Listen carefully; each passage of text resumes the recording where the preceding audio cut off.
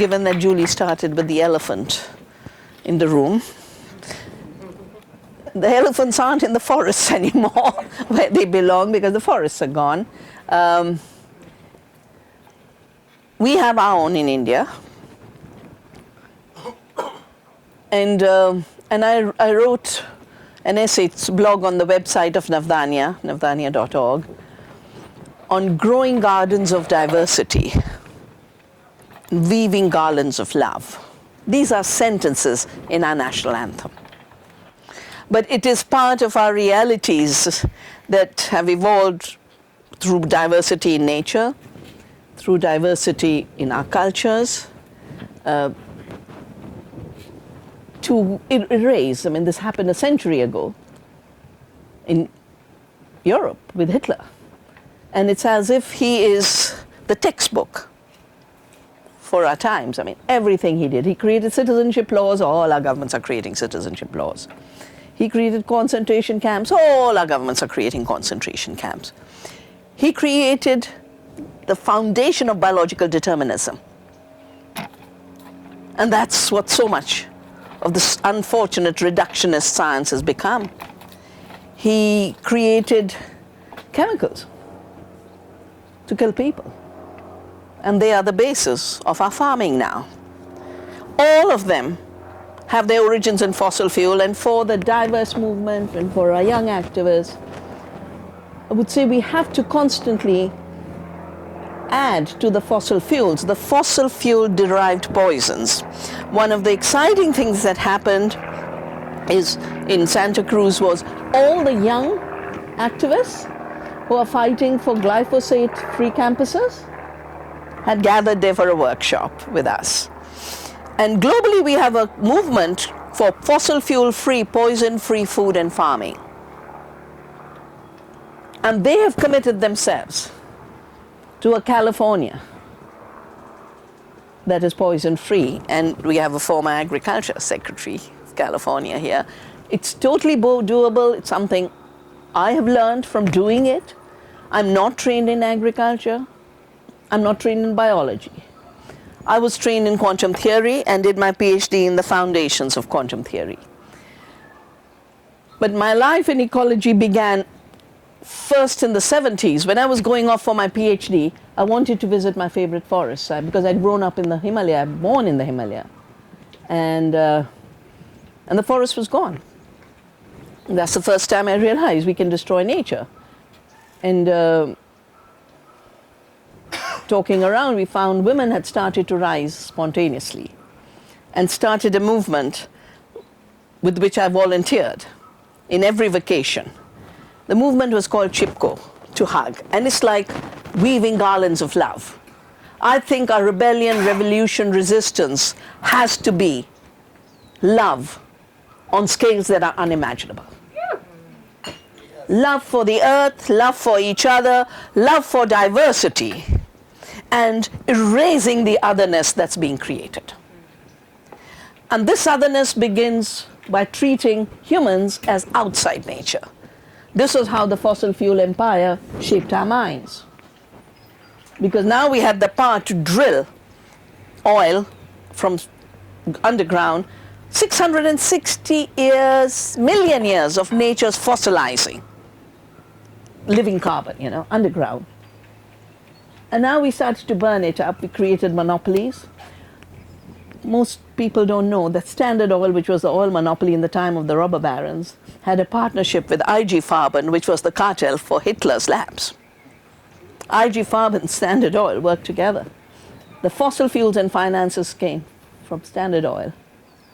The technologies for killing came from IG Farben. And that is the legacy, whether it's the destruction of the earth and her biodiversity. I've done a book called Soil Not Oil, which shows that 50% of the emissions come from the system of food and farming we've created based on fossil fuels and chemicals. And my dear friend Debbie is here, and we work together on these issues. And while 50% of the greenhouse gas emissions come from providing bad food to everyone, and starving 1 million, and making 2 million sick, 2 billion sick. The agriculture that pulls the excess carbon and nitrogen out of the atmosphere where it doesn't belong to the soil where it does, can actually regenerate the soil, reverse the desertification, prevent the starvation that's staring us in the face. 1 billion people. And according to the FAO, they said if you take vulnerability, or whether someone will eat for sure in the next 2 weeks, that vulnerable group is 2.2 billion. And it includes the people in the food deserts. And we were very, very excited. You know, the mayor of LA has been trying to meet me, and he tried to meet me at this mayor's conference in Copenhagen. And he had to rush here because of the fires.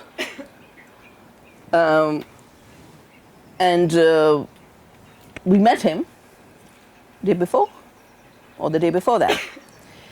It's amazing. There's a whole plan for the city, exactly on the lines that Navdanya has evolved in India. So why did I create Navdanya? I was so inspired by Chipko, and I learned 2 things. That monoculture tree plantations are not forests. More often than not, they are ecologically destructive of watersheds. They're totally destructive of local economies. Planting the wrong tree in the wrong place. Look at California with all its eucalyptus. Look at India. I mean, my first deep ecological study was on how eucalyptus plantations had devastated our farmlands and our agriculture and desertified the soil and drained up the lovely water tanks and groundwater. So planting trees and counting their numbers is not enough. The wrong tree in the wrong place can leave this planet more impoverished and the land more desertified. But the second is, trees aren't the only ones that engage in photosynthesis. Every one of these leaves does. And the more biodiverse intense your forests are, the more biodiverse intense your farms are, the more ecologically resilient, more productive, and more accommodating of human needs while holding nature's needs and the needs of all beings on the earth. So learning that from the forest, when violence started in Punjab, where I'd done my MSc honors, I said, why is the state where everything was prosperous, suddenly people are at war? The time when the violence took place of the chemical leak in the city of Bhopal, 84. Some of you might remember. So that year I asked the United Nations University, for whom I was working then, can I look at what's going on? And wrote a book called The Violence of the Green Revolution. And understood then that the chemicals that came from Hitler's labs had ruined the soil, finished the water, left a cancer train that goes from Punjab to a charitable cancer hospital in Rajasthan. It's called the cancer train. And Punjab, which is now running out of water, the name Punjab means Panj is 5, Ab is the 5 waters. It was the most abundant land. The most proud farmers, many of your California farmers in the early stages were Sikh farmers. All from Punjab. And today the farmers are committing suicide. So I'd done this book, I'd understood then how important biodiversity was to farming. Punjab used to grow 250 species of crops, and now they were growing rice in one season, wheat in one season. And because of this, I was invited to a meeting where the old chemical companies were now saying we got to own the seed. And making genetically modified organisms, the GMOs, is the way we can claim we have now invented the seed. And we will write international laws that prevent farmers from having their own seed, because if you have a patent on seed and it's an intellectual property, then a farmer saving their seed is infringing that intellectual property.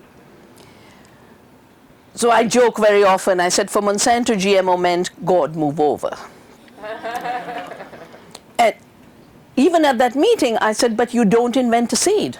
Seed is the embodiment of billions of years of evolution, and it's the potential for billions of years of evolution into the future.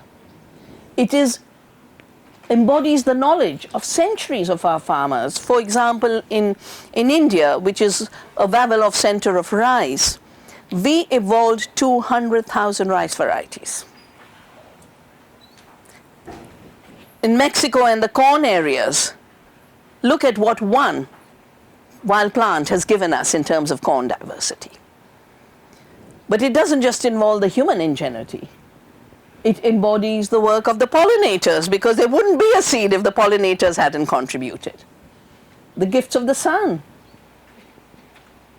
The seed wouldn't be there if the photosynthesis hadn't taken place. The gifts of the soil organisms. So the seed really is carrying at every moment in it all of the gifts of nature and all the gifts of our ancestors. So I took a pledge that day. I said, I'm going to save seeds. I didn't know how to do it. I learned.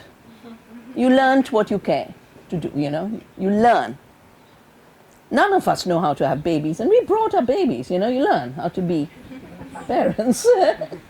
And my colleagues who are seed savers say that it's like looking after 1,000 babies.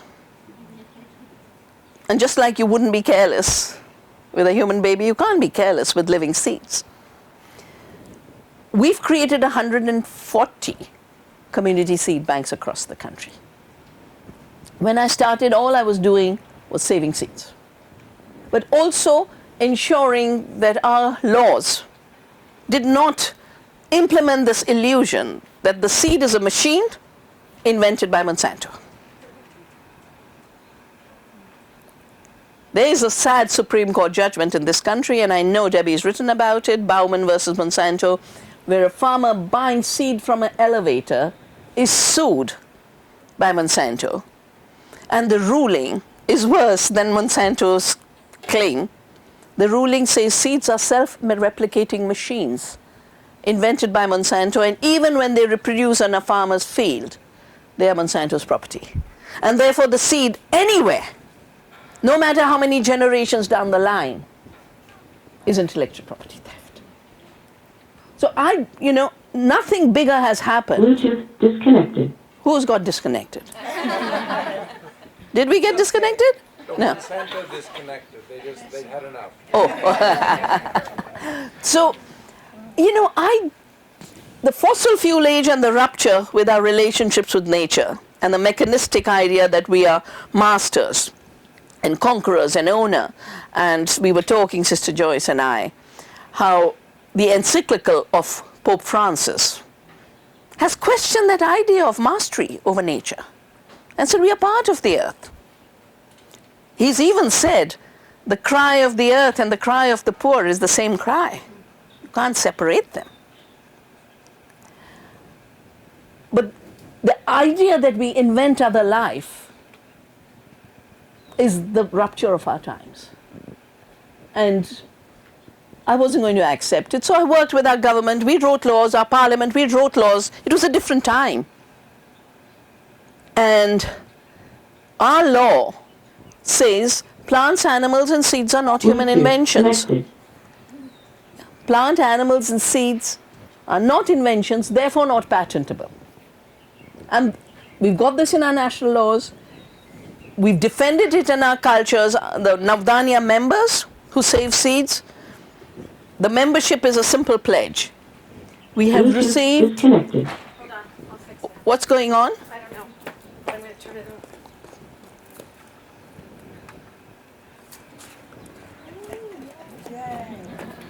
Sometimes you just got to turn the power off.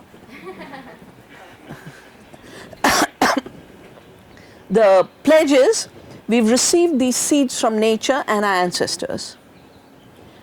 We owe it to future generations to hand them over in the integrity, the beauty, the diversity in which we've received them. And therefore, we will not accept laws that make it illegal for us to save seeds because we have a duty to the future. We will not accept technologies that will interrupt the renewal of the seed, because that's what high technologies like the Terminator technology, which we got banned through the UN, where the seed would be sterile seed. We will not accept contamination of our crops by chemicals or genetic contamination. And that's how the movement spread around India. And out of it, in 1999 June, and this is before our Seattle gathering in November of that year, 200 villages got together and wrote this statement saying, we are members of the earth family. And these trees and the forests and the birds and the animals are our relatives. And we do not accept the illusion that this is intellectual property. And then they wrote postcards to Monsanto and to all the pirates. And they wrote postcards to the WTO to say, this is not your jurisdiction. It's our ethical commitment. And you cannot force these patents on us. So I remember Michael Moore, he was the Director General of GATT, and he came to India, and they insisted, and he wanted to meet me, and wanted to say, can you please stop these postcards coming? I said, why are you telling me? Go to the village. Go to the village, because they were getting postcards in all the languages of India. And then they had to hire translators. And I said, you must go listen to the communities. So we protected the seeds at the community level. We reclaimed the seed as the common. And the word Navdanya means 9 seeds, but it also means the new gift. And we were just talking. So, seed has been collected in, they call it gene banks, to mine the useful genes, but let the diversity disappear from our farms. And then as the climate catastrophes grew, and as the famines grew and desertification grew, in Norway, the Arctic Circle, a doomsday vault for seed was created. It's called the Doomsday Vault. It's called the Svalbard Seed Bank. The problem is the ice is melting. And the permafrost melted and flooded the seed bank. Now, our seeds are living seeds. They're evolving. Seeds evolve. Otherwise, we wouldn't have the diversity we have. Otherwise, we won't have the amaranth becoming resistant to Roundup when it's supposed to be killed in the field sprayed at Roundup. We wouldn't be having antibiotic resistance because the bacteria know how to evolve. Evolution is the nature of nature's intelligence. But because we thought in our heads, nature is static, dead, inert, mechanical, if we don't change it, it can't change. And the whole evolution of living seeds is happening all the time in the community seed banks of Navdanya, which are not just saving the seeds, but are saving the culture of saving. And they're saving the culture of sharing. At a time where privatization and enclosures of the commons is the way it goes. So Navdanya also means the new gift. And we see the new gift of the reclaiming of the commons. The commons of life, the commons of knowledge, the commons of biology, of biodiversity. And this is going to be even more important in our times, and I'll touch on that briefly. In 1999, we had the first big disaster. It's the same year, we had the very big disaster. A cyclone came from the Bay of Bengal with velocities 3 times higher than any historic cyclone, because that's part of climate change, climate extremes. We've had cyclones before, but now cyclones and hurricanes come more frequently with more velocity. And it absolutely devastated the coast. GMO seeds came from here, GMO grain came from here. The farmers complained to us. Our government stopped it. You know what the US government said? Beggars can't be choosers, and the Americans are eating it, so you can also. we haven't yet allowed GMO foods in India. The only crop is a GMO cotton. Now, in our seed bank in Orissa, which has 1,020 varieties of rice, they were salt-tolerant varieties. And we started to distribute them. And then farmers started to grow them out. So the next time the cyclone came or the flood came, it didn't affect. The tsunami came in 2004. Farmers of Orissa shared their seeds with the farmers of Tamil Nadu. And agriculture bounced back. So what would be an absolute disaster in times of climate change becomes a place where we can distribute seeds of resilience. Now, one of the new things happening is new levels of patenting these seeds, not through genetic engineering, but through genomic digital mapping. Yeah? So all you do, it can take a leaf from this, put it through a computer, just like you have the barcode of pricing, you get a barcode. Now that barcode tells you nothing about what life is in the seed. But you know where you got the seed from, and the passport data of the seed tells you it's drought resistant. So you take 1,000 seeds of drought resistant corn, and then you take part of this genome and say, patented, my invention. And this is going to be very, very big in the future, because many international treaties have been undone in this last year, 2019, by shifting to digital genomic mapping. There's also, and so our work, we saved seeds, but we grew biodiversity. And I said, my eyes tell me a monoculture is a sad production system. It uses huge amounts of inputs to produce one sick commodity. So we're going to measure biodiversity. And we're going to measure total outputs of everything that a farm gives.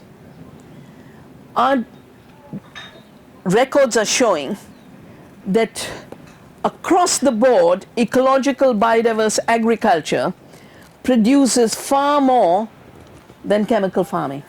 And what matters in food is not the weight of the commodity. What matters in food is the nourishment it gives you. So we turned the yield per acre into health and nutrition per acre. And this is just a little sample of how the biodiverse system has far more nutrition. For India, we've done the calculation, we could feed 2 times India's population by conserving biodiversity and making our farms biodiverse dense. Saving seeds can be the way to address hunger. One of the goals of the Sustainable Development Goals is zero hunger. We can't achieve it with more and more chemical intensification. We can't achieve it by getting rid of the farmers on the land and replacing them with driverless tractors and drones to spray the Roundup, which is the vision of digital agriculture and farming without farmers. That's what Monsanto's talking about. So there's a report we've done called The Future of Food, and it's available on the Navdanya International website. And I have a new book out. It's called Oneness versus the 1%, and it's available from New Internationalist in the UK, where I've brought up to date where things are going, but more importantly, the last chapter is on how this inequality in wealth and this extractive economy, which is modeled on fossil fuels, but we've applied it to genes. We mine the genes. We now are doing data mining through Facebook. We're doing data mining through all the new digital technologies and all the new digital platforms. I just launched a campaign before I left India because our dear Amazon made an agreement with one of our agencies that Alexa would teach school children what eating right is. And I was doing a press conference. I said, no, it'll be Amma, which means mother and grandmother. It'll be Amma, not Alexa, who will keep the knowledge alive of what is good eating, what is eating for health. because this is the way Julie introduced this afternoon, let me just touch on this and then we can open for dialogue. Both from the time of the Earth Democracy book and the Seattle meetings, where we were repeatedly told the anti-globalizers know what they're against, they don't know what they're for. I said, no, we know what we're for. We are for seeds, therefore we don't accept the illusion of patenting life. We are for local ecological systems. Therefore we don't accept globalized trade in nutritionally empty toxic commodities. We are for community. That's why we don't want rupture of our communities. So when I wrote Earth Democracy, I basically said we have economies that are killing the earth and killing our societies and livelihoods. We have democracy that's dying under hijack. And we have cultures of killing. Where Huntington had written, you can't know who you are if you don't know who you hate. But we know who we are because of whom we love. So I've called it the prionization of identity, you know, where there's a twist in identity into a negative formation. And for us, from the seed, from our ecological farms, from our living economies, we've learned that we can have an earth democracy, and our art for a democracy is actually what Julie has put behind me, except that they're human beings also in that tree of life, because we are part of one earth family. So living economies, living democracies, and living cultures. This book, I talk about how, given that wealth has got so polarized that really 5 billionaires hold half the wealth of the world, and they leave large numbers insecure. Then you get the messages of hate as part of political organizing. And that's what Cambridge Analytica did before your last election. That's what's happening right now in India. We have an election on the 8th in Delhi. And one of the leaders actually said, anyone who's not with us, and this is what President Bush had said, no? If you're not with us, you're against us. Well, they were saying the same thing, but except this guy added, if you're not with us, you're traitors and you should be shot dead. And this is women sitting on street corners saying, you cannot decide our identity on the basis of religion, it's anti-constitutional. Because our constitution does not allow religion to be the basis of rights, because we have equality of rights. And they basically said, shoot them dead. 3 boys have come and tried to shoot at women protesters just in the last 3 days. And I can see from their faces, you know, they're unemployed, they're lost, and here is, out of the hate, a meaning being given to them. You're somebody. And your job is to wipe out anyone else who seems to have something. Particularly those who are organizing for the good of society and deep democracy. So we are in a strange moment where there's a 1% taking away from the 99% and then mobilizing the 99% to keep the 1% in place. And that's what the elephant in the room and outside the room is actually up to. And as far as I can see, the way to deal with this is really to bring the garden and biodiversity back to the center of our imagination. So saving seeds is not something curious we do in India. When we save seeds of diversity and we grow gardens of diversity and gardens of hope, we are actually reweaving democracy through it. We are reweaving the possibility of human beings having livelihoods and meaning. Because as long as people have livelihoods, they work together, they don't kill each other. When you create large numbers of throwaway people, they are the ones who can be mobilized with the kind of hate politics. So we have a limitless growth ideology, which is totally untenable on a planet with limits, now making its partner limitless hate to be just unleashed everywhere. And our work is quite simple. grow gardens metaphorically and realistically. And if we can do that together, I think this very manipulated time we can translate, as in other periods of history we have. And I know with just this few days I've spent in California, the ground here is so fertile to do this.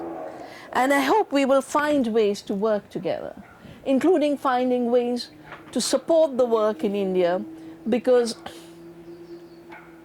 India is a very, very important place for both the practice of ecological civilization as well as cultures of compassion. After all, we are the land where Buddha and Gandhi constantly brought back the relevance.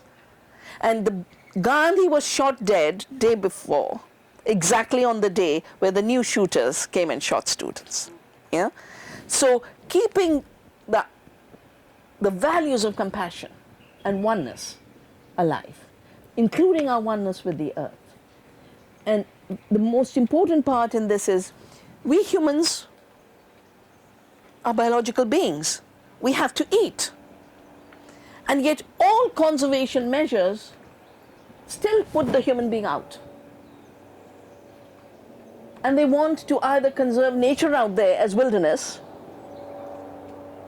or exclude and exterminate human beings or put them into detention centers and concentration camps.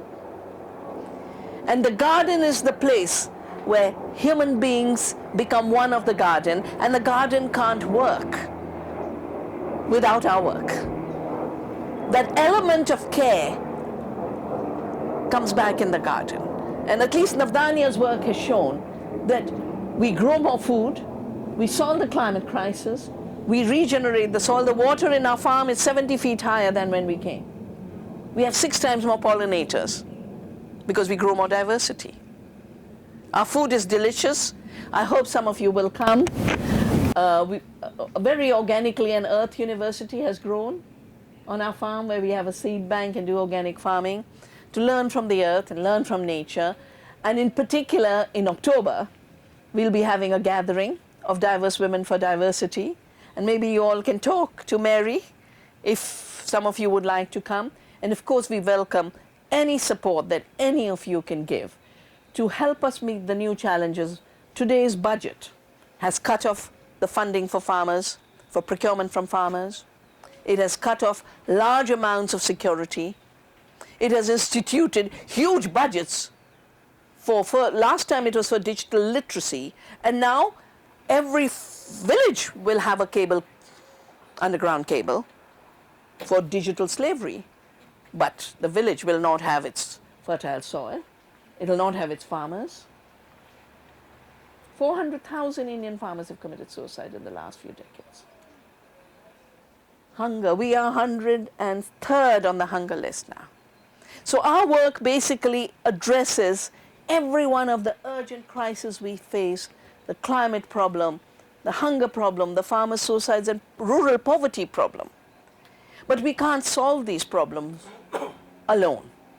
But together, we can solve problems here and solve problems everywhere in the world. It's exciting times, as you said, Brinda. There are unpredictable times. But in these unpredictable times, the possibility of creating another world hasn't been closed on us.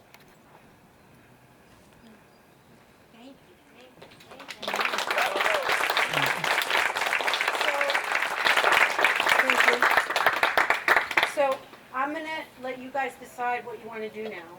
But meaning, if you want to have question and answer, if you want to talk to her, if she doesn't mind having you come up and speak to her individually. So think about that for a second while I tell you that I've been to Navdanya twice. It's a magical place. But more than that, the work that they're doing and the new project that they're working on now, which is to actually build a center to train these farmers in how to save seeds and how to be organic farmers, transitioning out of the kind of institutional agriculture, is a really important project for all the reasons that I think you understand now, having heard Navdanya. and the explanation of Danya from the founder herself. And I just urge all of you to think about how you can support that project. Little, big, other people who aren't in the room right now, because this kind of work is how we will have what it is we all dream of having. And if we don't put our money where our mouth is, sometimes we don't get what we want. So if you want it, you gotta pay for it. So having said that, what did everybody, a show of hands, do you want to be able to ask individual questions and have Brenda and Vandana be in conversation, or do you want to break up and hang and have people run? Could I just make a suggestion? May. What do you feel like doing, Vandana? Would you like questions from the group? I think questions just so that we have a deeper sense of how we could move forward together. Okay, good. Thank you, Keon. And Mary has flyers of Friends of Navdanya as well as the courses at Navdanya. And there's a video as you're leaving. Come to me and I'll show it to you on the TV. There's beautiful videos, very Yeah. 3 minutes long. It's beautiful. It explains a lot of the project that they're doing now. Allison made it. Allison is here. Allison is a filmmaker, and people can just come up to me and I'll play it off my 60 seconds. Huh? 60 seconds. Oh, I thought it was 3 minutes. Well, I thought it was 3 minutes. Oh, is it? Oh, you made it? Yeah. I do my homework. What Julie didn't say is the reason she came to Navdanya is they were making a film on Prince Charles. And it's a very powerful film called Harmony. Thank you. Yeah, I can tell you how to watch that. But it's longer. But it's longer than 3 minutes.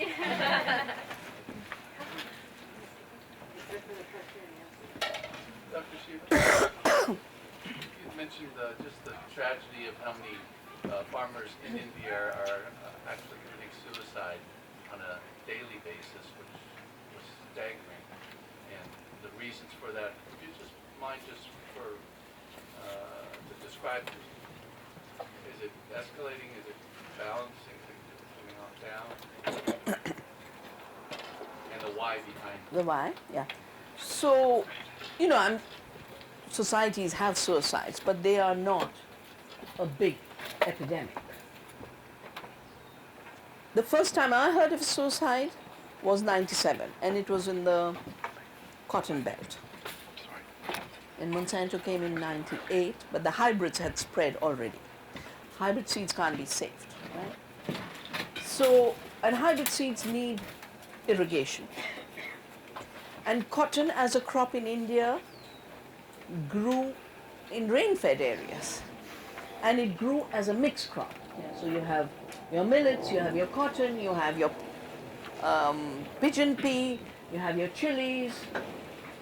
You do 5 or 6 crops together. So in the drought-prone areas, that mixture meant you never had a failure. When the BT cotton came in, cotton was made a monoculture. The price of cotton seed went from 5 rupees a kilo, 10 rupees a kilo, to 4,000 rupees a kilo. The farmers didn't go to the market and say, give me a 4,000 rupee package. The vans would come to the village and say, take this package. And just put your thumbprint here. And ads used to come in these vans showing American farmers and how rich they were. Big hats, big tractors, and you'll be a millionaire with ads. But they didn't just mobilize American images, they mobilized all the divinities. India, we treat every plant as sacred. We have 300 million divinities. So they brought all the gods out. In Punjab, they brought out Guru Nanak, the founder of the Sikh religion, to sell Roundup. Hanuman, to sell BT cotton seed as white gold. Now this was illegal because they hadn't taken approval. So I asked the government, did you approve? They said no. So I filed a case, but that was a different matter. they continued to distribute. The agents continued to distribute the seed, and the farmers were just told to put their thumbprint. 3 years later, the crop has failed again and again and again, both because there is no irrigation and the drought doesn't allow the crop to grow, but because the technology doesn't work for pest control. There are new pests, and farmers have to spray even more pesticide when they were told you'll never have to spray again. I think when Julie was there, Julie, you remember that hut we went to? Yes, I Where the do. woman's husband had just committed suicide? Yes. And I asked her why, and she brought out this little box from above the fire where she was cooking the meal for her children. And the box was just full of empty BT cotton packages. But because Monsanto lied to the Indian seed industry and said, we have a patent. In India they did not, they had a patent here. We have a patent and you can't sell any seed except ours. And the poor companies all signed license agreements. And all became agents to sell the seed with the name of the company on the package, but Bolgard on the corner, which was the property, you know. So Mahalakshmi didn't work, the farmer went to the next name, but they didn't realize it was the same BT cotton. And in the film, Julie has footage of that widow's hut. 4 years later, the agents of the companies, who are the pesticide seller and the seed sellers in the town, come and say, your land is mine, you haven't paid your debt. That's the day the farmer will go to their field. This woman's husband did not commit suicide in the house.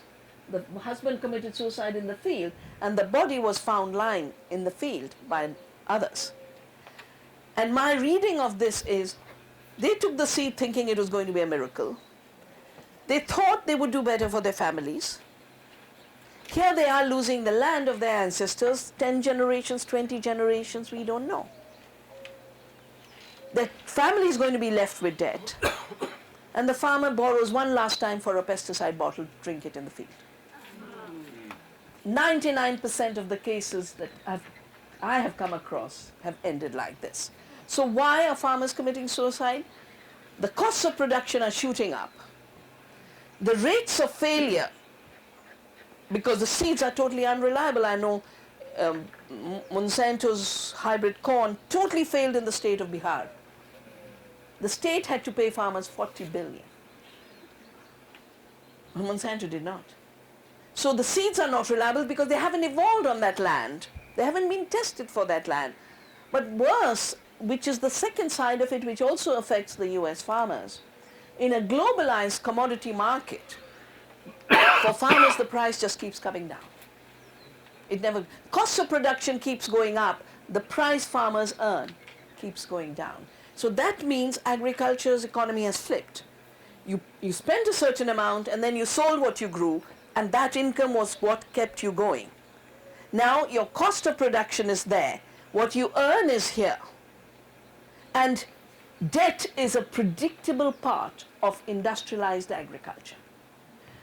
In our country, the farmer just commits suicide because our farmers are small. There isn't the level of institutional captivity. In this country, farmers who've lost their land have either left the farm or become bonded labor. 99% of the farmland of this country is owned by the investment banks. And the farmers pay a lease to farm.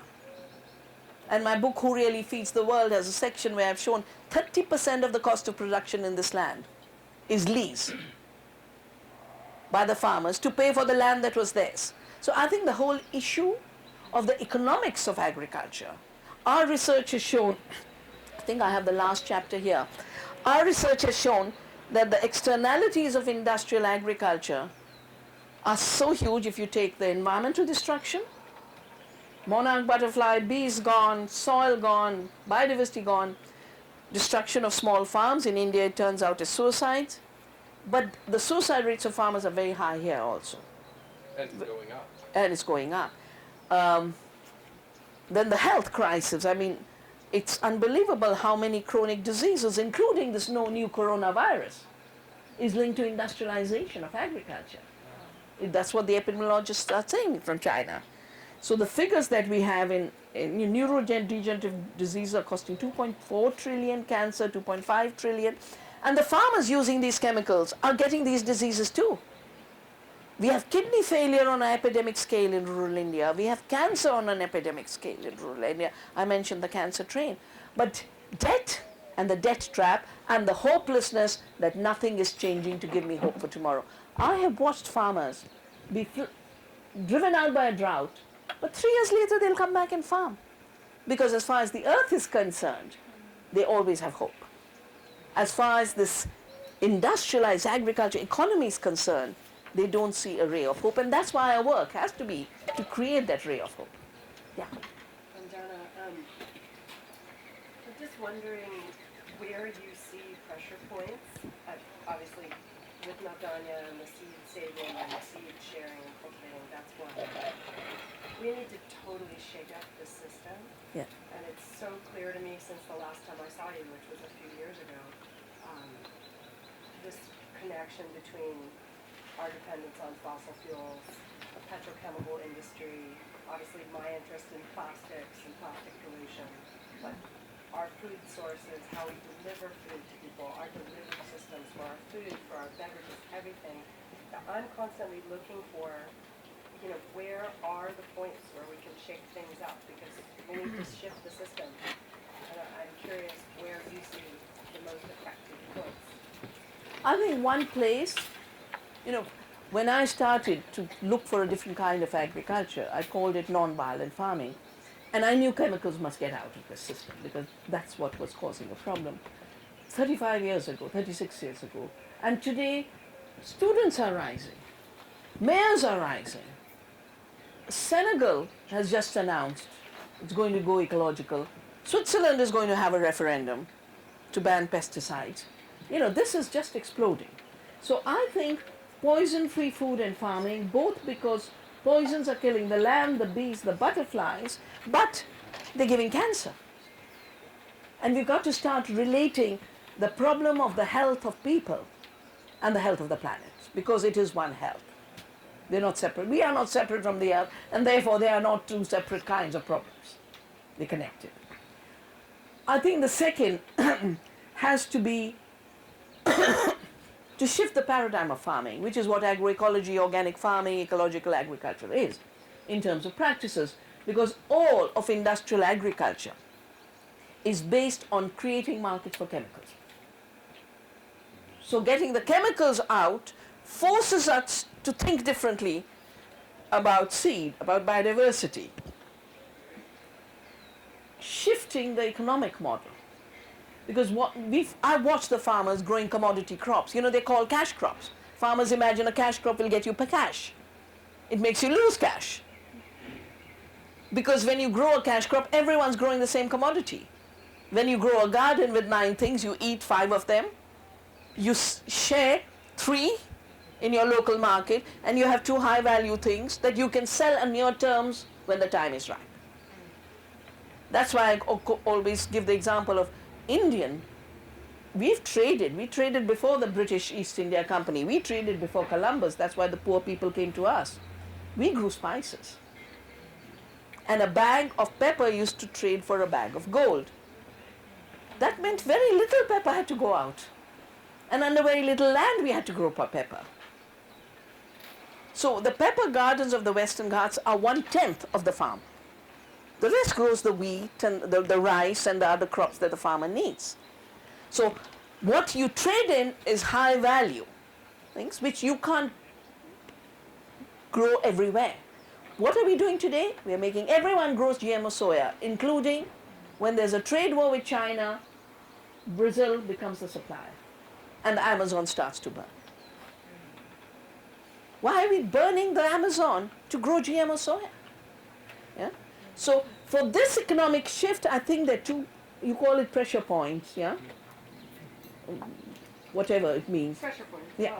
I think the first is we have to shift from globalized trade in food and farming to more local economies and more fresh. And that's why the Los Angeles plan is very, very powerful. Because everyone needs fresh food. Everyone needs diverse food. We don't have a luxury. I mean, I think it's so wrong that in this country there are food deserts where people are eating pet food. It's so wrong. So we have to connect, and again the students have connected this for California. We have to connect the growing of better and more food locally and better access to food, because the figure they gave was California campuses, 50% students have food insecurity because they can't afford the meal plan. So the students are now putting together the right to food and the growing of food. And that's what we have to do in every one of our countries. That's what we are doing at Navdanya. And my next step, besides the training, that we must escalate, because so far we waited for farmers that we could host, and we used to go to the field. But we'll have to do this as an emergency now. Just let farmers come and train them so they can then go home and train others. But the second thing we're doing is shifting from the extractive economy that's destroying the planet and people's lives to circular economies. Now for the circular economy, the big piece, and I'll have this done when I go for the Assisi meeting to train the youth for Pope Francis. It's called the Economia of St. Francis.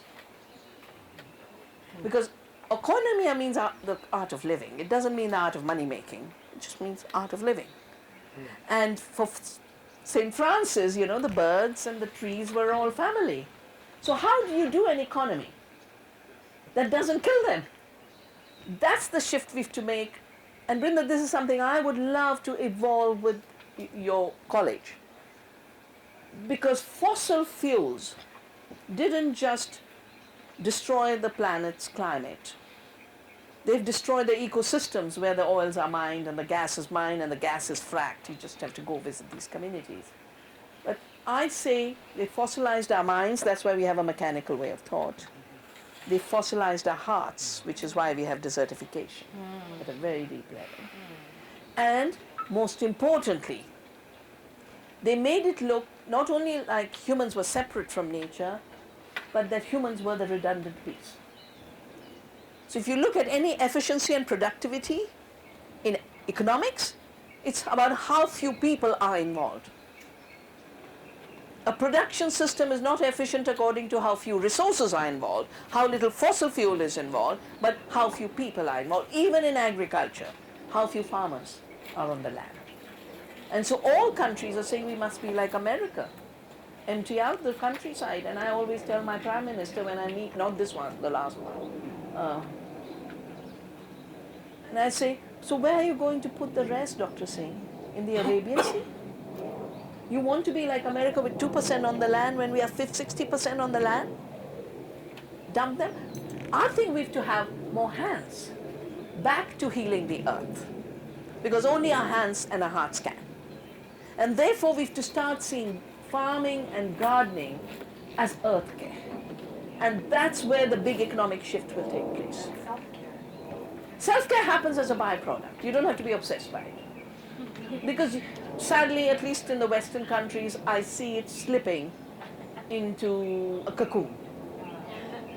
I've attended some crazy meetings.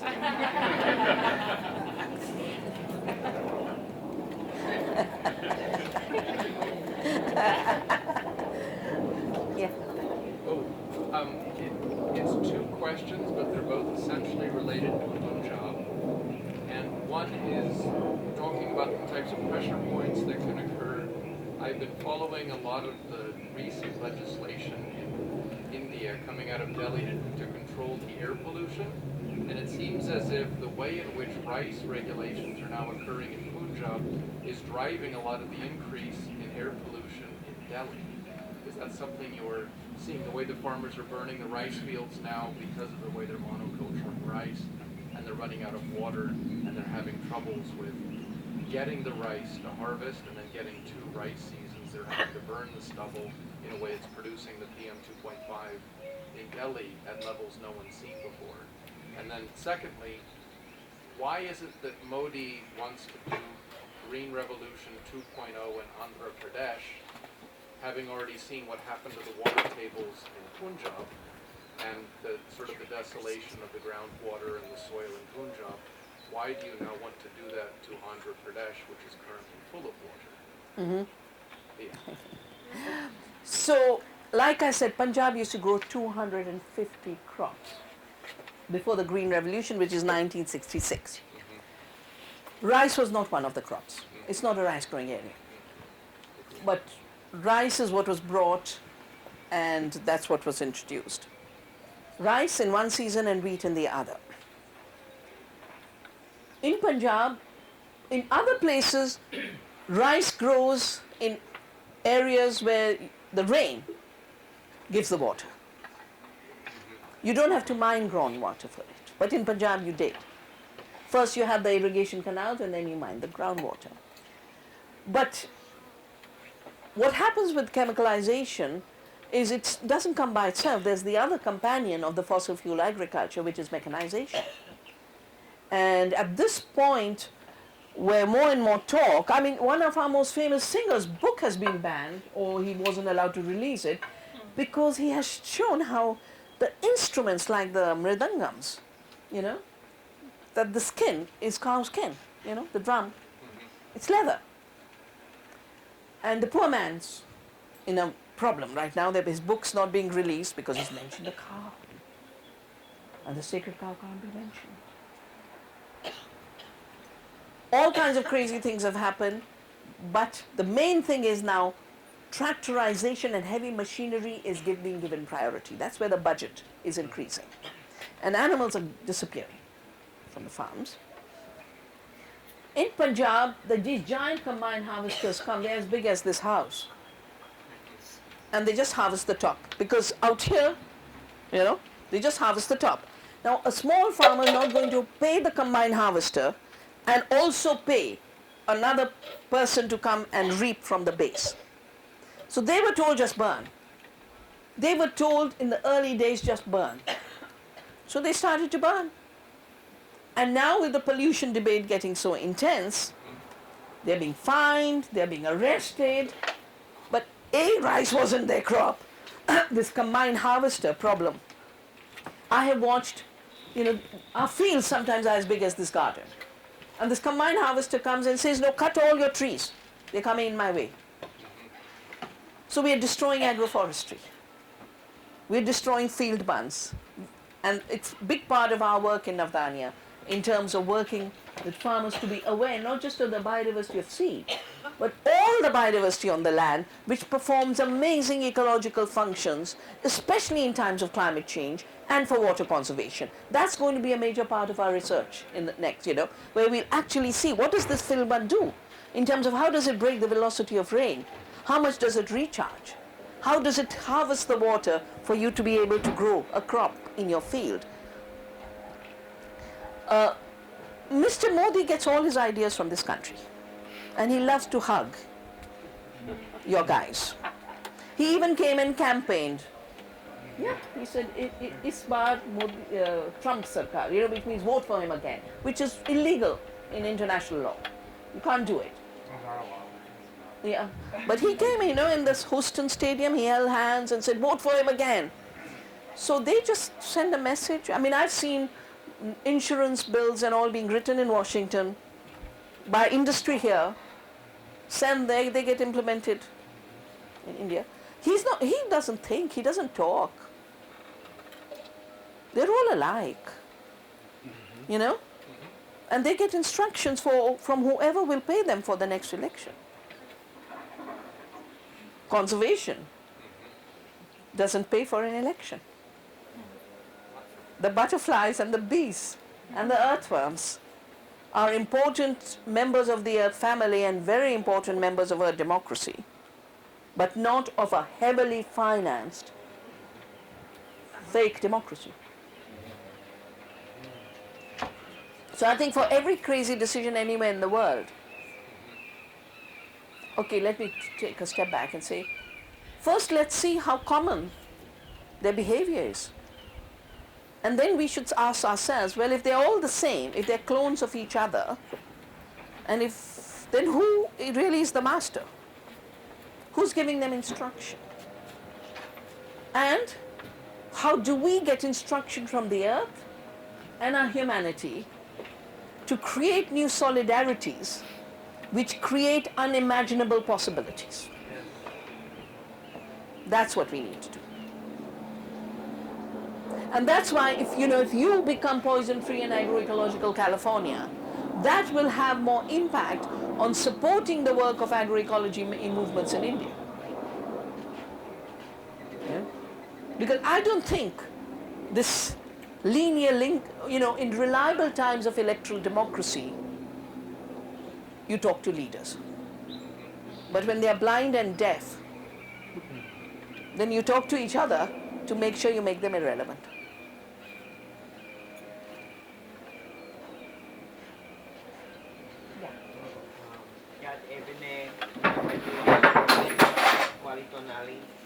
My name is Tomas Lopez Jr. I am Otomi, Diné, Apache, and Hunkapi Chichangula Kota. I'm also a member of the International Indigenous Youth Council. And there's a saying that the people up north have, the Salish people, and it's when the salmon go, the trees will follow. And I'm wondering if you have, okay, I wrote this question. If you have ever worked with communities where farming is relatively new to their culture, for example, the Lakota people were nomadic and they never farmed, they followed the buffalo. And there were two seasons for them, summer and winter. And so this is a similar relationship that you see with a lot of the tribes up north when they say that their connection to life, their connection to the creator is their connection to the caribou, and without their sacred connection to the caribou, without them hunting the caribou cannot exist, and neither can they. And so my question is, like, how have you ever worked with communities who are struggling to make that transition from to being people who are farmers, and then also have you seen any correlation between people's connection to animals and sustainable agriculture? Because as we saw with the history of America, as soon as they cut off the Lakota's connection to the buffalo, we saw our way of life completely be destroyed, because that was our way of life. Okay. So you've asked a very rich question. First, I'd like to mention that, when you introduce yourself in your particularity, yeah? Because you are particular people of particular places on this beautiful earth. When you're referred to by the dominant culture, you're Indians. And why are you Indians? Because there was a man trying to come to India who landed in this continent. And they say he discovered this continent. But he called the local people Indians. So, all indigenous cultures of the Americas are Indians. And I think his blunder can unite us for a rejuvenation of the indigenous. Yeah? When I talked about the separation, the separation from nature, that was part of colonialism and later accelerated with the fossil fuel age. The writings of that time by the colonizers said, oh, they let their buffaloes roam free, but we domesticate our animals. So domestication was presented as a superior civilized way, and roaming with your buffalo was defined as primitive. And I think our moment is to remember that there is nothing superior and inferior about different ways, except an ecological measure and a measure of social justice. The civilizing missions and the digital tyranny is the new civilization mission. I mean, the language they use in India is, we have to force the last Indian to be digitally literate. We have to force everyone to make digital payments, and cash was made illegal. 90% of our economy evaporated in one day. 90% of the economy of the poor. So this issue of separation has also made it look like the only kind of farming is settled agriculture. But agriculture, the word means agri is the land, the culture is of the land. Agriculture nowhere says it is settled farming. Nomadic pastoralism is part of it. In the Sahara or in Rajasthan, the camels are part of it. In the prairies, it's the buffalo. So we have to bring the consciousness that A, we are part of the earth, that we are, that other animals are our relatives. And if they are our relatives, then we co-creating and partnering with them is the true economy. That economy we have to rebuild. You asked if, on our farm we have consciously, we have animals. Because I don't want fossil fuels. I don't want tractors. I don't want tractors and heavy machinery ruining our soil. And animals are beautiful. We have festival on festival to worship our animals. And we engage in it. We even have a festival to worship the cow dung. It's called the Govardhan Puja, after Diwali.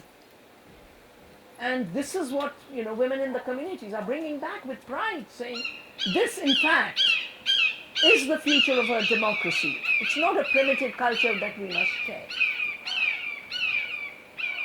I have worked with a lot of indigenous people, the elders of Canada are going crazy because they're spraying Roundup on the forests and killing the animals. So they asked me how they could, what the multiple strategies, we dealt with it. But everywhere in the world I know, whether it's in Greenland or in our tribal forests, people depend on animals for their life and the culture. But I do not know a single indigenous culture, or the women of Chipko in the time where we protected forests, where they just cut a tree. They ask a tree, may I please take a part of a twig to sustain my family today? Every indigenous culture takes permission from the animals, and they're given instruction by the animals.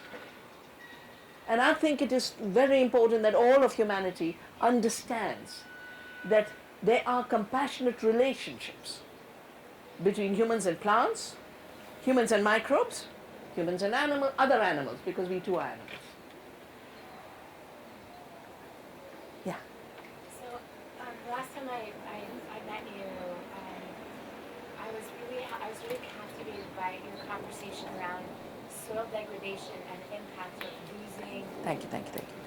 Over 2 billion tons of soil per year, soil erosion, degradation. I've been thinking a lot about that, particularly in areas like where we are. It's very hard to get access to land. It's like the gardeners and the farmers versus the real estate developers. And the land is much more valuable for the developers than it is for the community that comes together to farm. So we can farm for several years and then get pushed off the land for some big development project. It's happening again and again and again. And so my question to you is, is there a point in having, is a pivot point or pressure point to look at creating community land banks, or finding ways for land ownership to be passed into the hands of a community in perpetuity, so that over time we're doing what you're doing with seed banks, but with land. So it becomes something bigger that we can work towards, even if right now there's McMansions everywhere. We're working together to create a mechanism where we're all, over time, able to invest in shared land ownership. Banks of that. Mm-hmm. So, in our part of the world, ownership was actually brought in with colonialism. Because before that it was stewardship and custodianship, yeah? And the right you had was the right to use. And the right to use was determined by did you continue to care for that land. The day you stop, your right to that land went. And the interesting thing is, because women do most of the work, women were not disenfranchised. when it comes to entitlements through your care for the land. It's only when titles started to get created for buying and selling that you created the patriarchal structure of ownership.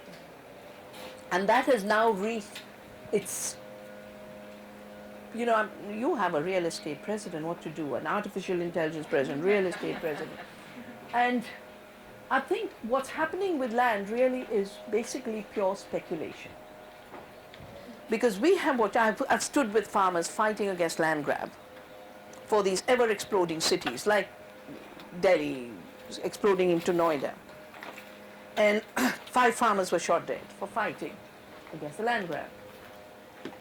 Many of these areas have these high-rise buildings that are lying empty because the builders thought that this is where the big money would be, but when the rest of the economy is tanking, you're not going to be able to have buyers, and you're not going to be able to have people who can pay the mortgage for these apartments. So 80% of the new buildings are lying empty. So for our part of the world, land is getting enclosed. For your part of the world, reclaiming the commons is the work. And this probably is going to be the area which will demand the highest imagination. Now, part of what I'm doing for Pope Francis's meeting on economy is I'm doing a dictionary of economic terms and how every term of economy meant the opposite before colonialism and before the rise of money making. Every term. So take a simple term like invest. It meant to make something beautiful. So this garden has been invested in, But with the East India Company it was created 1600. In a few decades, invest became making money out of money. It became returns on investment, but in money terms. And that's where some of the foundational re-looking at the economic assumptions of our times has become very important. Because then we'll find this idea of the investor, someone having big money to take away other people's lands, that is a right we'll have to challenge because it's not a natural right. It's not a natural right. It's a right derived from a fossil fuel economy. It's a right derived from removing other kinds of investment and with it other kinds of rights. So what I see as what we need to do is defend the rights of small peasants where they are and prevent their land grab, which is happening on a very big scale. Because as food insecurity grows, big companies are buying acres and millions of acres of land in the south. And one of the challenges we in Navdanya are facing in India is how to look at new attempts, because they can't touch the land laws, they're sacred to us. We have fought so hard for the rights of people onto land. But what they do is every few years create a contract system, a lease system, something to consolidate land. And then put it under industrial use of the kind that you have in this country. So that's another additional to all the seed saving that we do. But I think bringing the land as a common responsibility,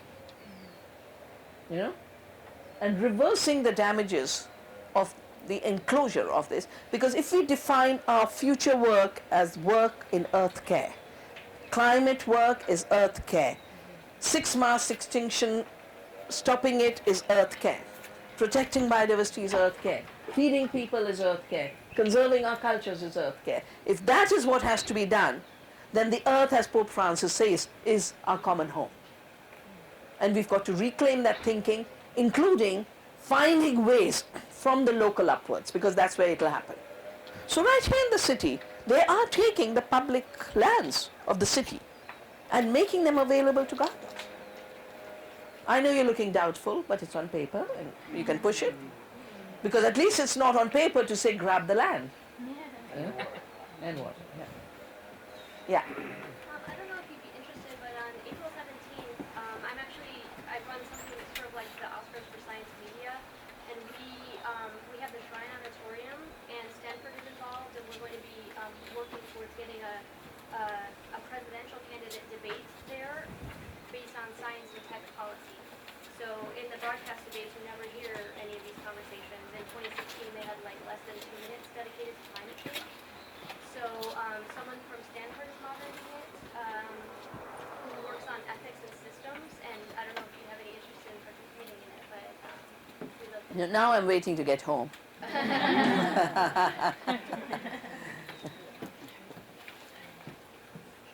Yeah. And then I wonder if you could just speak to, California, we're all here right now in many ways because of imported water, being in Southern California, drawing the water through all these technological developments to bring the water from where it is to where it isn't.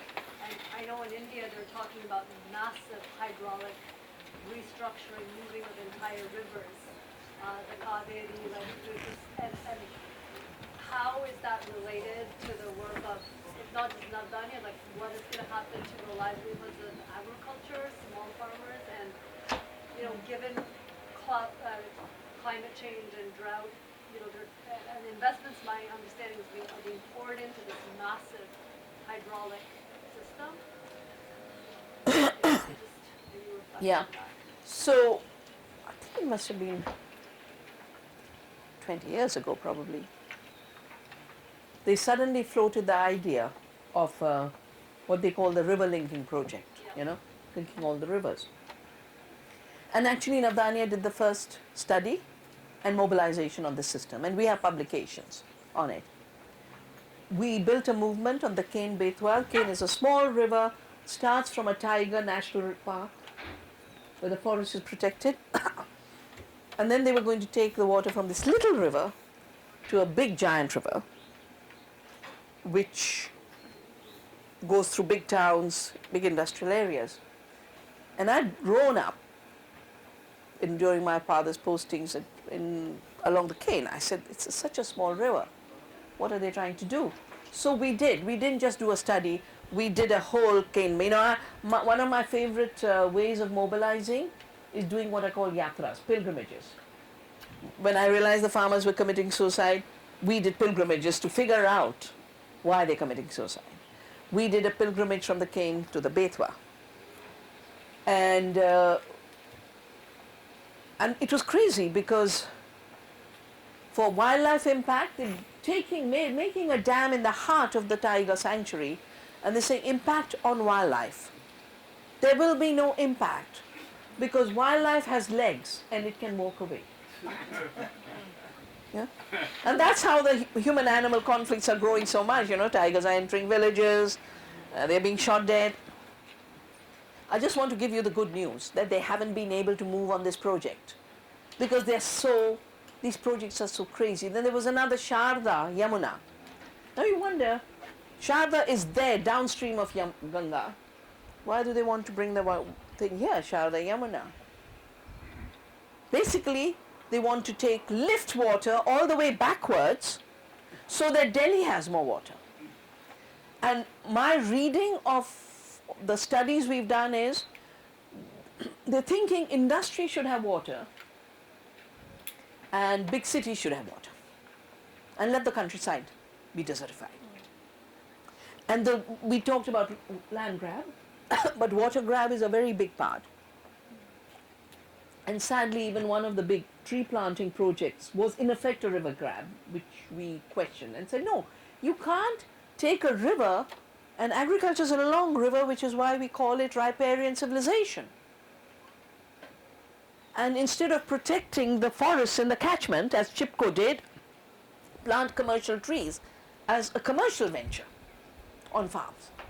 So it is, I mentioned it earlier, there's a deep thinking that we should have farming without farmers, and now one of my friends has written a crazy article, and farm-free food.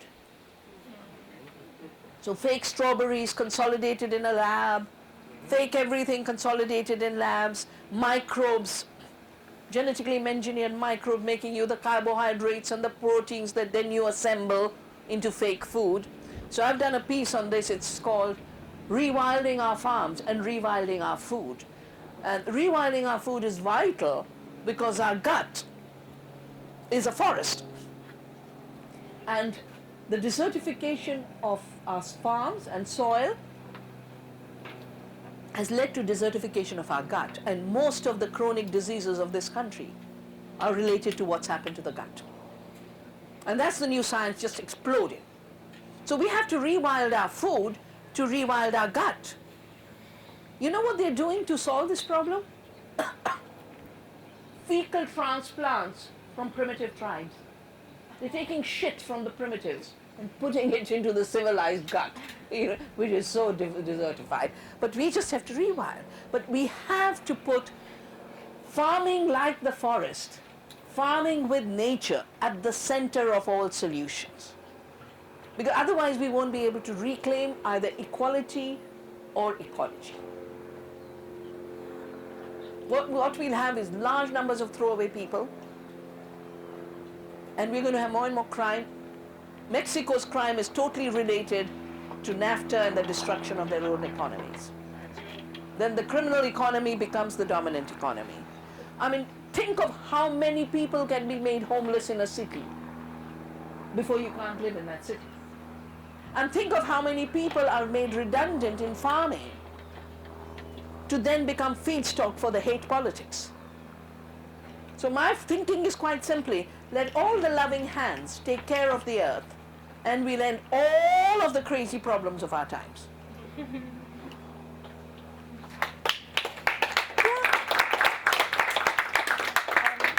have a question that kind of goes off of that idea, especially in California. We know that much of our food, which also is much of the country's food, relies on the labor of often undocumented and low-wage workers.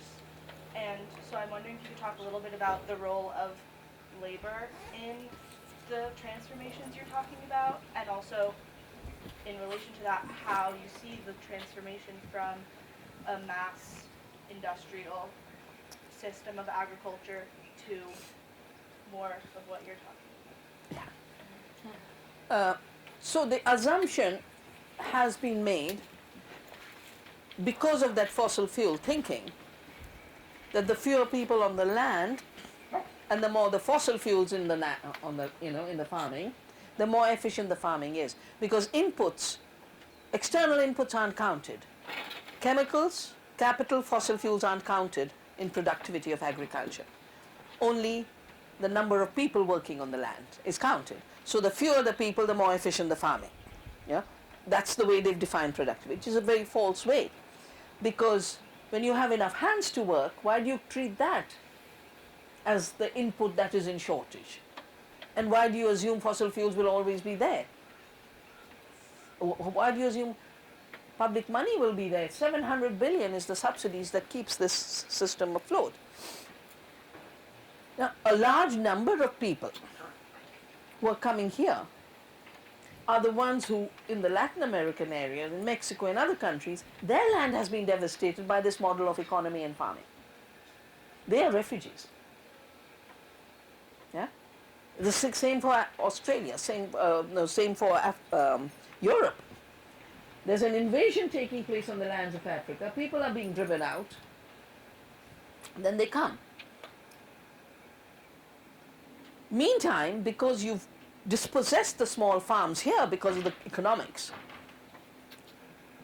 you have larger and larger and larger land holdings where the people who own the land don't work the land, and they need someone cheap to work the land. So it's the undocumented people. I think part of what happened with that fossilized economic thinking, I see in economic textbooks, the advantage of having studied innocent quantum theory in my growing days is I get so surprised with economics is C on top, and then L labor and L land. And these two are inert inputs, and capital creates. I said, no, capital can't create. Just a construct, just money. Money can't create anything. People create. The earth creates. So at least my suggestion now is, let's stop using the word land and start using the word earth. Because then we start realizing she's alive. then we start realizing we are co-creators. Let's stop using the word labor, except for when women give birth. Because that's where the word is derived from, lavore. But now it has become the part of me that can be alienated from me, to be commodified, to be bought and sold. So in effect, it is dehumanizing the worker. Let's stop using labor. Let's start using exploited workers. You know? And give humanity to that work. From there will come just wages. And even more importantly, and this is part of the whole real estate debate, you know, in the cities it's more and more buildings, but even in the rural areas that there's dispossession of the smallholder, there's a shutting down of small farms, and the fact that big money has consolidated ownership of the land doesn't mean we farm monoculture commodities. Instead we start shifting, and this is where we have to start shifting by building solidarity, by saying in towns you have CSAs now, but can you imagine it for the Central Valley? And this is something you all can do as students, you know. I think you could do it. A poison-free California, a socially just California. But how would you then, taking what I said on investment, treat the work of those who work the land as an investment? And out of this investment have a co-sharing. From this co-sharing, we start planning decentralized production systems. And then, instead of growing almonds that kill the bees, I think you're writing a piece, no, Debbie? Yeah. On the almond curse. I've driven through, I mean, these don't look like orchards to me. They look like mortuaries. Yeah? And this is what's happening to horticulture everywhere. I mean, in the Alps where apples are not trees anymore. They're stunted limbs, held up by big aluminium scaffolding and sprayed 50 times in a season because you made it so sick. So I think those foundations, I think we have to take all the assumptions that were given to us in colonialism and the fossil fuel age and rework them and say, what's the true meaning? How do we redefine them? How do we restructure our economies, our imagination, our society to do less harm to the earth and create more community? Yeah? It's all doable. When I say this, we do it, you know. India's a very big country, but we do it on a small scale. And then it ripples out. Okay, so one more question. Don't get mad at me. One more question, and then I can't thank you enough. I can't thank you enough, Julie. I think it was a beautiful afternoon, and anytime you want to come back, I think that there will be 4,000 times more people. Yes. One more. Thank you for being here so much, and greetings from Extinction Rebellion.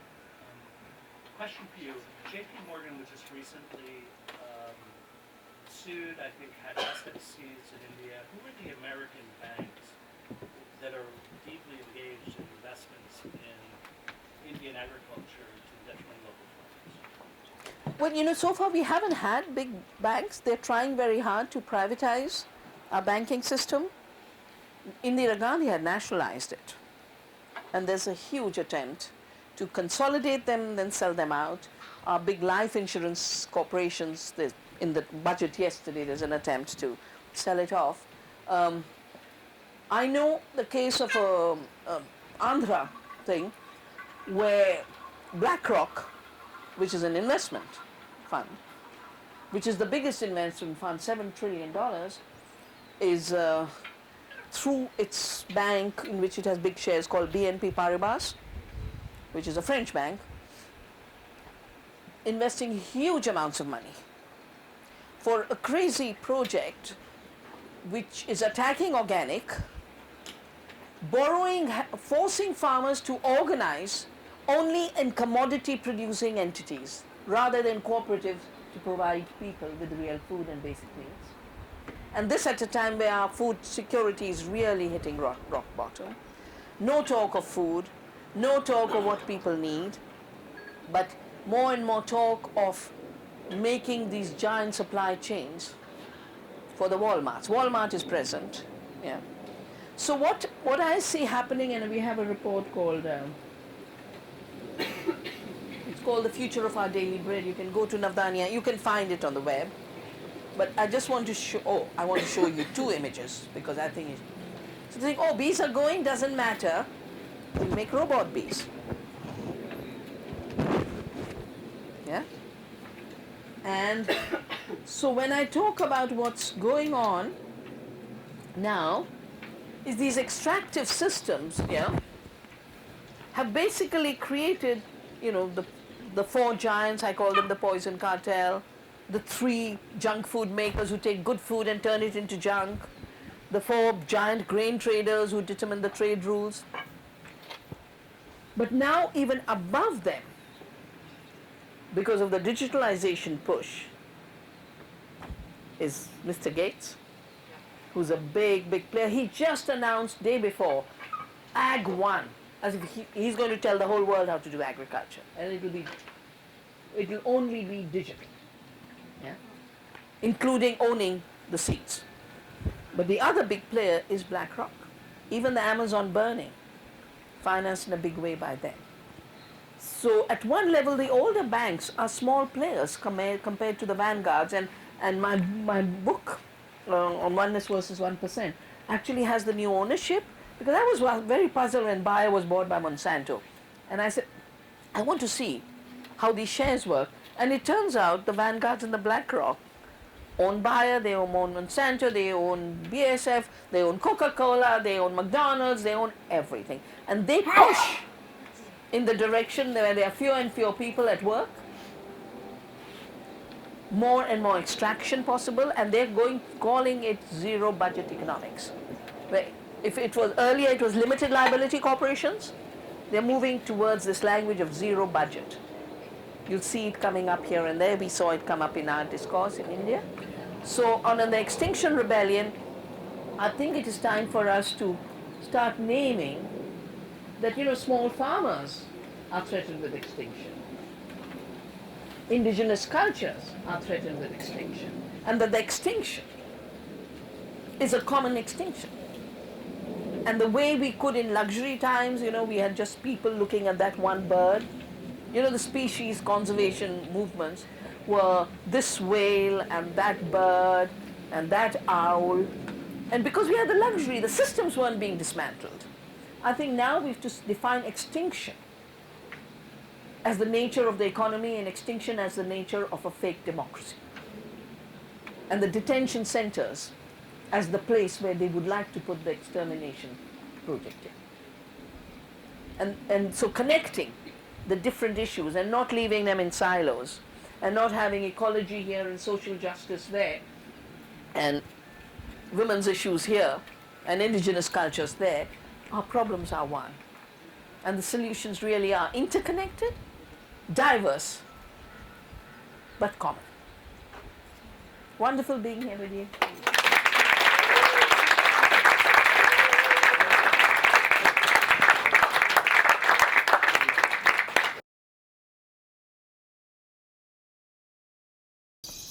The 9 seeds I grow in my field are 9 seeds that look after the 9 planets which these seeds reflect. And the 9 seeds in my field are also the balanced nutrition that take care of our health. It's only all of this that provides the various elements of energy, protein, minerals, vitamins that a healthy body needs. So we're talking about a connection from the cosmic to the planet, to our individual bodies, an absolutely non-separable connection of wholeness at every level. That's where the future of farming lies. That's where the future of society lies, in mutuality, in inclusion, in solidarity.